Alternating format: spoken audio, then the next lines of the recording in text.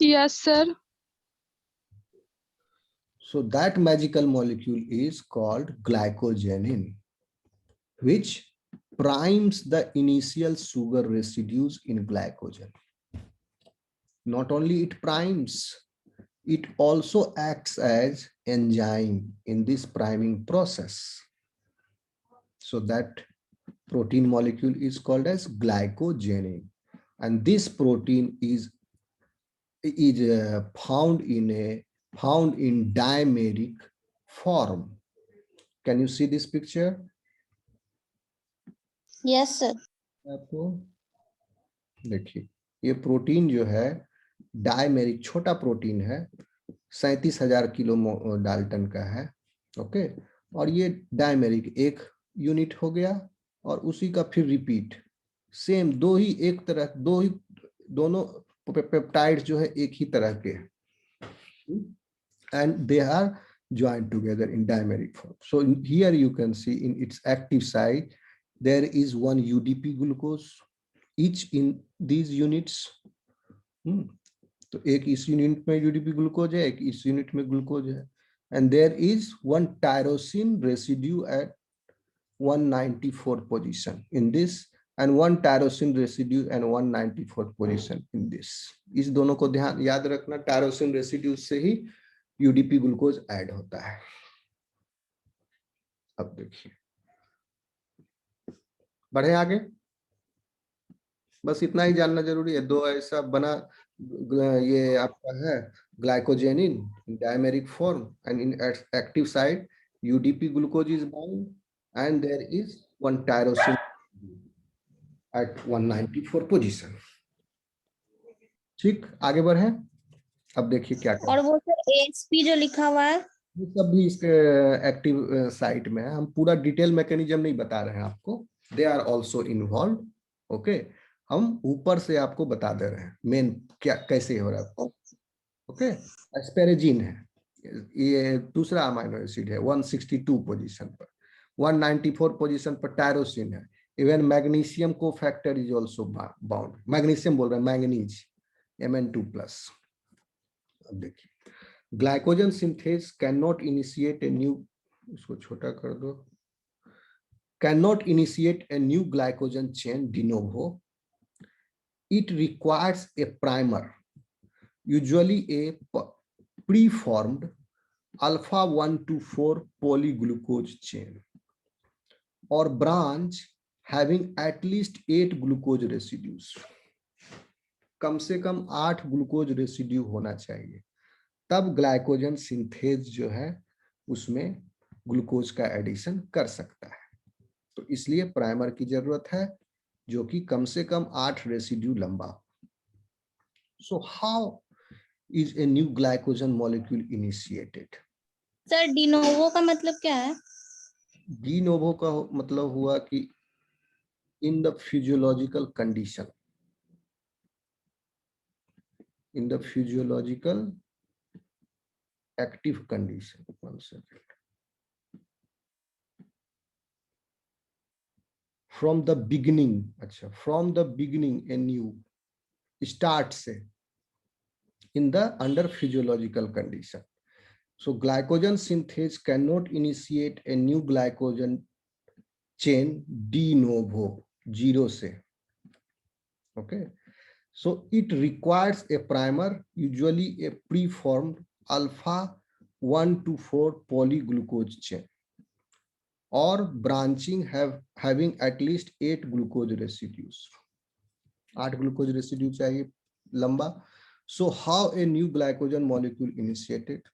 The intriguing protein name is glycogenin, is both the primer on which new chains are assembled and the enzyme also that catalyzes their assembly. So कैसे हो रहा है? First step है, the first step is the synthesis of a new glycogen molecule, is the transfer of glucose residue from UDP glucose to the hydroxyl group of tyrosine number 194 of glycogen. Tyrosine at the 194th amino acid position of glycogenin catalyzed by protein's intrinsic glucosyl transferase activity। ये protein खुद ही इसको catalyse किया, अपना UDP glucose जो active site में bound था इसको ट्रांसफर कर दिया टायरोसिन रेसिड्यूज पर। टायरोसिन रेसिड्यूज में एक हाइड्रोक्सिल ग्रुप है OH, to that OH it is attached. Okay, to that OH what is attached? UDP glucose नहीं अटैच हुआ, to that OH hydroxyl group of the tyrosine glucose is attached and UDP then leaves। okay, और catalyzed by the और ये reaction catalyse हुआ इस protein के द्वारा खुद ही, and this activity is glucosyl transferase activity। so the nascent chain is extended by, और उसके बाद the chain is extended by, एक ग्लूकोज, पहला ग्लूकोज आ गया टायरोसिन पर, उसके बाद दूसरा, तीसरा, चौथा, पांचवा सब आएगा, आठवां तक the nascent chain is extended by sequential addition of 7 more glucose residues, each derived from UDP glucose, and the reactions are catalyzed by chain extending activity of glycogenin itself। okay, so at this point glycogen synthase takes over, further extending the glycogen chain।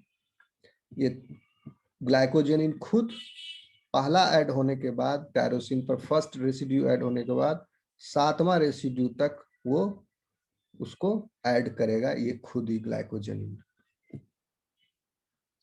क्योंकि इसके active site में UDP glucose आके add होते जाएगा active site से, फिर और same UDP glucose will be transferred to the growing chain at this tyrosine residue.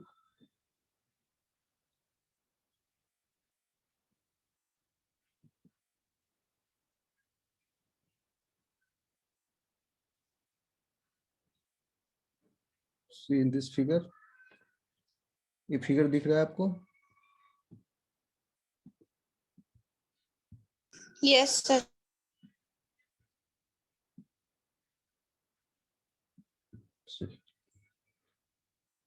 ग्लाइकोजेनिन है प्रोटीन, और उसका टायरोसिन रेसिड्यू है 194 पोजीशन पर, और टायरोसिन के रिंग में हाइड्रोक्सिल ग्रुप है। To this OH UDP glucose is interacting.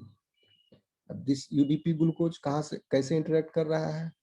Carbon number 1 जो है, जो कि आपका इससे न्यूक्लियोटाइड मोनोफॉस्फेट से, क्योंकि एक ग्लूकोज 1 फॉस्फेट था, तो इसी कार्बन नंबर 1 से फॉस्फेट ग्रुप भी अटैच्ड है। सो नाउ यहाँ से ग्लूकोज, फॉस्फेट को छोड़ दीजिए, फॉस्फेट चला जाएगा UDP में, और ग्लूकोज जो है पूरा का पूरा कार्बोनिल कार्बन जो है इसको छोड़ करके चला गया इस OH पर।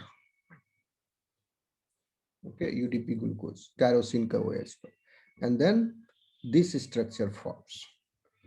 UDP leaves out, and you see here what you have got, the tyrosine का ऑक्सीजन से, OH का हाइड्रोक्सिल का ऑक्सीजन से glucose is now attached bye it's carbon number 1। तो इसका रिड्यूसिंग एंड जो है, ये रिड्यूसिंग एंड हुआ, एक रिड्यूसिंग एंड, एक ही रिड्यूसिंग एंड होगा ग्लाइकोजन में, और that reducing and is engaged with the tyrosine residue of this glycogenin। Okay, अब एक ग्लूकोज आ गया, तो अब इसका 4th कार्बन पर हाइड्रोक्सिल ग्रुप फ्री है, and to this 4th hydroxyl 4th carbon पर जो हाइड्रोक्सिल ग्रुप है, again the second UDP glucose will come and give its glucose to this 4th carbon. So अब यहाँ पर ग्लाइकोसिडिक बॉन्ड 1,2,4 बन गया। ओके, और ये प्रक्रिया 3 बार रिपीट हुई। यहाँ पर इसके बीच में 6 times repeat. हाँ 6 टाइम्स रिपीट हुआ तो ये चेन लंबा हो गया, प्राइमर बन गया।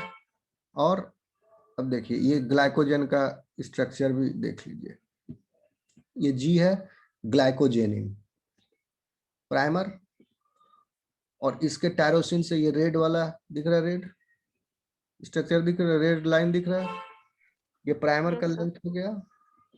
Okay, and to this primer there is 2 branch, first tier का 2 ब्रांच हो गया।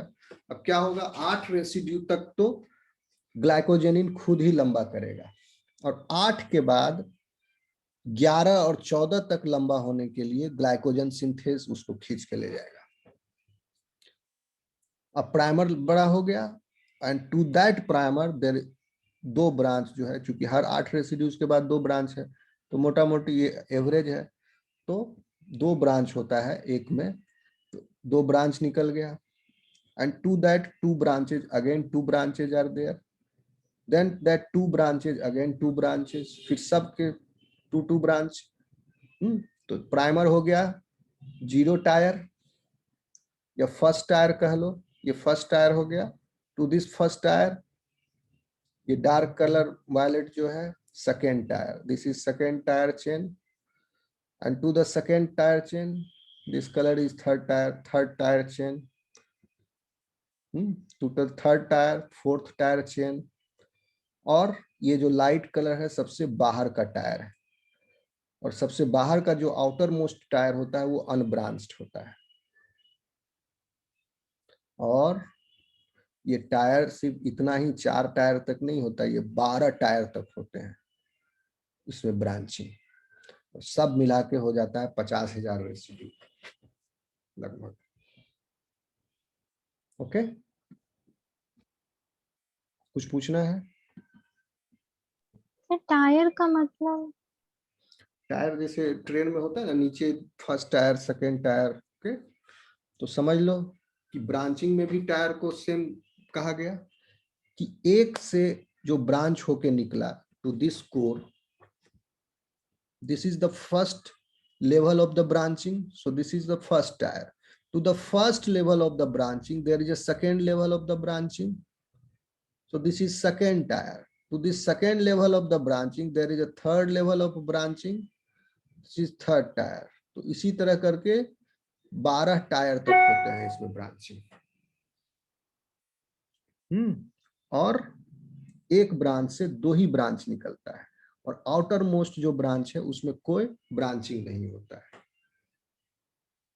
ठीक है, तो ब्रांचिंग जो है it is increasing the tyre.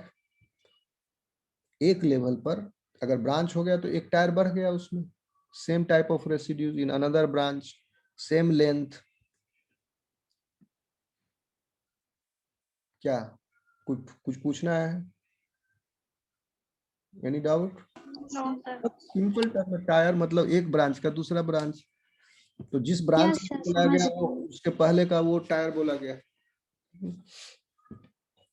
Okay, so how, ये पढ़ लिए थे। The first step in the synthesis a new glycogen molecule is transfer of a glucose residue from UDP glucose to the hydroxyl group of the tyrosine at the 194th position of the glycogen, catalyzed by the protein's intrinsic glucosyl transferase activity. The nascent chain is extended by the sequential addition of 7 more glucose residues, each derived from UDP glucose. The reactions are catalyzed by the chain extending activity of glycogenin. At this point, जब 8 residue पूरा हो गया, ग्लाइकोजेनिन कर लिया synthesis, primer का formation हो गया, the glycogen synthase takes over after the formation of the primer and further extending the glycogen chain. तो फिर ग्लाइकोजन सिंथेज किया, 4 रेसिड्यू और जोड़ा, 8 में 12 तक ले गया, 14 तक ले गया, उसके बाद 12-14 हो गया, तब कौन सा एंजाइम आया? कौन सा एंजाइम आया अभी बताया है? Glycogen branching enzyme. Okay, glycogen branching enzyme आया और वहां से फिर 7 रेसिड्यू को काट करके फर्स्ट रेसिड्यू पर ऐड कर दिया, और नीचे का 3 रेसिड्यू 1/6 अल्फा 1/6 ब्रांचिंग में क्या हो गया, सेपरेट हो गया, it has become a new branch, and to that new branch again glycogen synthase will keep on adding UDP glucose.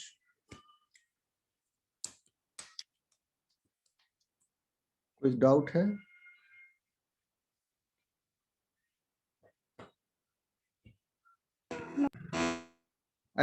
कुछ पूछना है यहां तक?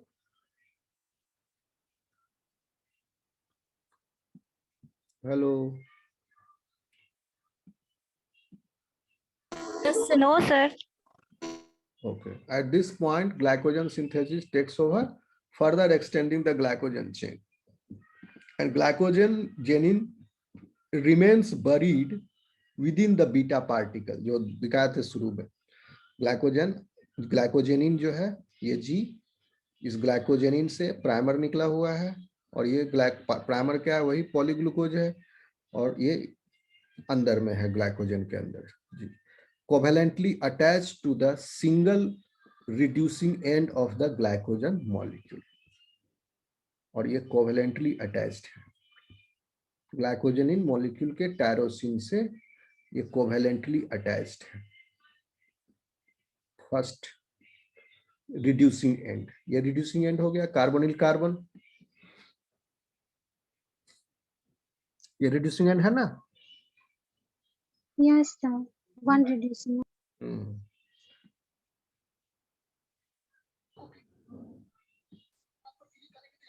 Covalently attached to the single reducing end of the glycogen molecule.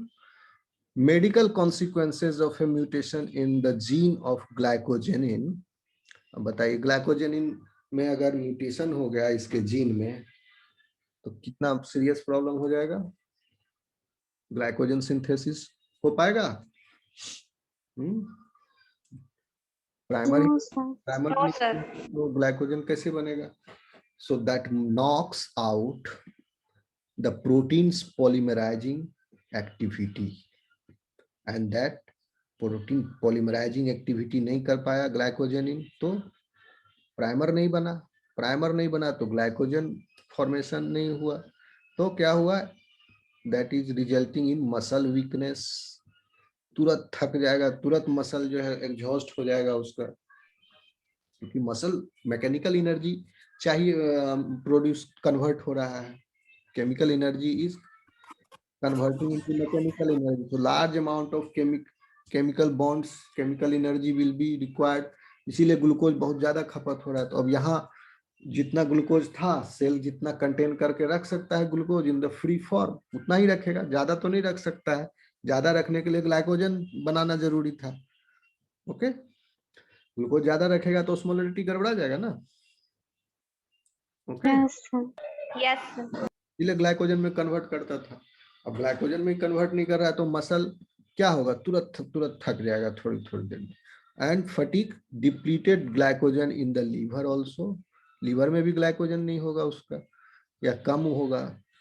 And irregular heart beat, cardiac arrhythmia, इसके heart में भी problem हो जाता है क्योंकि cardiac muscles are continuously working, pumping the blood, continuously work करते रहता है, तो वहां भी ग्लाइकोजन की जरूरत है, वहां ग्लाइकोजन नहीं होगा तो और सीरियस प्रॉब्लम है, कार्डियक एरिथमिया।